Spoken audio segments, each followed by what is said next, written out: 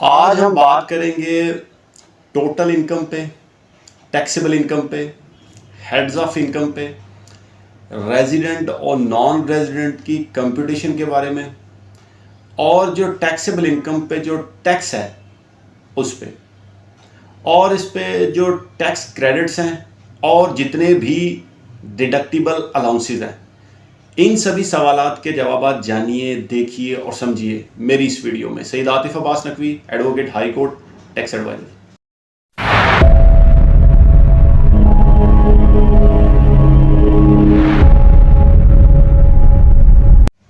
अस्सलाम वालेकुम व्यूअर्स, उम्मीद करता हूं आप खैरियत से होंगे। सबसे पहले नंबर पे heads of income. Income tax ordinance में कितने हेड बताए गए हैं, यानी कि सैलरी है, इनकम फ्रॉम प्रॉपर्टी है, इनकम फ्रॉम बिजनेस है, कैपिटल गेन है और अदर सोर्सेज है। इसके अलावा और भी इनकम्स हैं, यानी कि जो इनकम टैक्स के लॉ में, कानून में एग्जेम्प्ट इनकम्स के बारे में है। यानी आपको कोई स्कॉलरशिप मिल गया है, आपको कोई ज़राअत की आमदन आ गई है, ये भी आपकी इनकम ही है, लेकिन वो एग्जेम्प्ट है। अब ये सारे हेड्स हैं। अब इसमें से हमने ये देखना है कि हमारी जो टोटल इनकम जो है ना, वो कौन से बनेगी। यानी कि इन सभी हेड्स को हम लोग जमा करते हैं। इनमें से जिस जिस हेड से आप इनकम कमा रहे हो, यानी आप सैलरी ले रहे हो, आप बिजनेस से पैसा कमा रहे हो, आपकी कोई प्रॉपर्टी आपने किराए पे दे दी है, वहाँ से आपको इनकम आ रही है। अब ये सारे हेड्स को हम लोग क्लब करेंगे तो ये हमारी बनेगी टोटल इनकम। इसमें एग्जेम्प्ट इनकम भी आएगी। और इसमें से हम लोग जब टैक्सेबल इनकम देखेंगे कि टैक्सेबल इनकम हमारी क्या बन रही है, तो उसमें से हमने रिड्यूस कर देना है, माइनस कर देना है अपने सारे के सारे डिडक्टिबल अलाउंसेस। अब डिडक्टिबल अलाउंसेस कौन से होंगे, यानी आपने कोई ज़कात पे की है, आपने कोई WWF पे कर दिया है, वर्कर्स वेलफेयर फंड पे किया है, वर्कर्स पार्टिसिपेशन फंड आपने पे किया है, या आपको एजुकेशनल एक्सपेंस पे कोई डिडक्टेबल अलाउंस मिला है, तो वो माइनस होगा इसमें से। ये सारी चीज़ें माइनस होने के बाद आपकी टैक्सेबल इनकम बनेगी। अब हमने बात की कि हेड्स ऑफ इनकम में जब हम लोग कंप्यूटेशन करेंगे एक नॉन रेजिडेंट की और एक रेजिडेंट पर्सन की इनकम की कंप्यूटेशन करेंगे, तो उस वक्त हम लोग क्या देखेंगे, यानी कि रेजिडेंट के हवाले से हम लोग ये देखेंगे कि उसकी तमाम तर जो इनकम आ रही है मुख्तलिफ हेड से, तो वो हम लोग उसकी पाकिस्तान सोर्स इनकम से भी देखेंगे और फॉरेन सोर्स इनकम से भी देखेंगे। लेकिन जब हम लोग नॉन रेजिडेंट की टैक्स की कंप्यूटेशन करेंगे तो उस वक्त सिर्फ और सिर्फ हम पाकिस्तानी सोर्स इनकम देखेंगे, उसकी फॉरेन सोर्स की इनकम नहीं देखेंगे, क्योंकि उस पे उसने ऑलरेडी अपना टैक्स पे कर दिया। इसके बाद इसको माइनस करने से, डिडक्टेबल अलाउंसेस को माइनस करने से जो हमारी अमाउंट आएगी वो हमारी टैक्सेबल इनकम होगी। इसके बाद अब हमने देखना है कि जो टैक्सेबल इनकम है उस पे हमने टैक्स किस तरह से लगाना है। यानी कि आपने जितने भी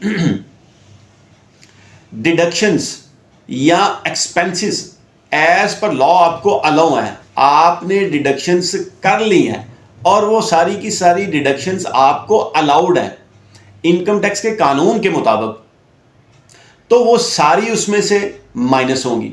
माइनस होने के बाद फिर हम लोग ये देखेंगे कि आया हमें कोई टैक्स क्रेडिट्स भी मिलता है कि नहीं मिलता।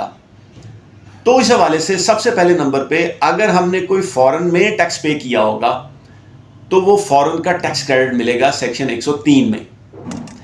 इसके बाद हमें दूसरे चैप्टर 3 है और पार्ट उसका 10 है, उसमें जितने भी टैक्स क्रेडिट्स हैं वो सारे टैक्स क्रेडिट हमें मिलेंगे। यानी कि कोई हमने डोनेशन दी है, कोई चैरिटेबल डोनेशन दी है, उस पर हमें टैक्स क्रेडिट मिलेगा।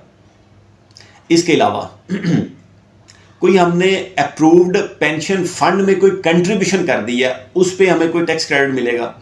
हमने कोई इन्वेस्टमेंट की है, उस पर अगर इनकम टैक्स के लॉ के मुताबिक कोई अगर टैक्स क्रेडिट है तो वो हमें मिलेगा।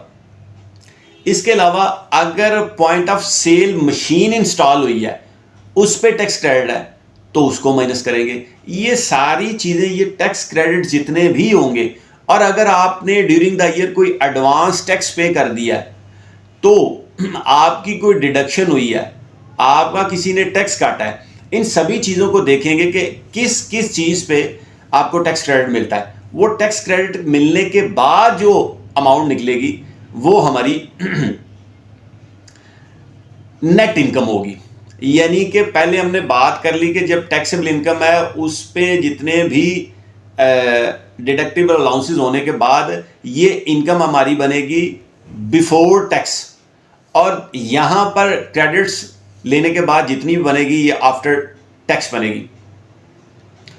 तो उम्मीद करता हूँ दोस्तों कि मैंने अपना ये सारे पॉइंट्स कि हमारी हेड्स ऑफ इनकम कितनी है, हमारी टोटल इनकम कितनी है, टोटल इनकम से मुराद ये है कि हमारे तमाम हेड से जो हम लोग पैसा बना रहे हैं वो, और जो जो एग्जेम्प्ट इनकम होगी, ये सारे को क्लब करने के बाद हमारी टोटल इनकम बनेगी।